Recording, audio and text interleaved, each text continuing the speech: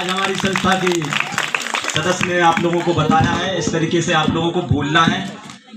और हम आप लोगों के बीच में फिर से आएंगे।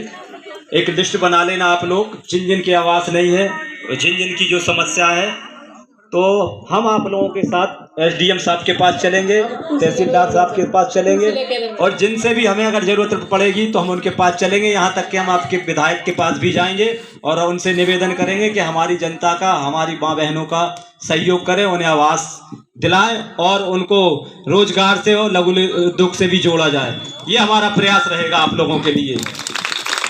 तो और बहुत जल्दी मैं छतरपुर जिले में एक बहुत बड़ा कार्यक्रम करने वाला हूं आप सभी को लेके, और आप लोगों को उसमें आना है। यही सब बातें होंगी, बिल्कुल डंके की चोट पे होंगी।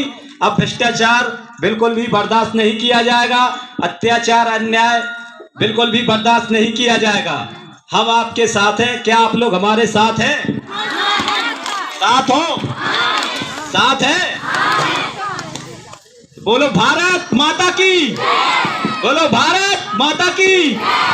हम सब, हम सब, हम सब। जय हिंद, जय भारत।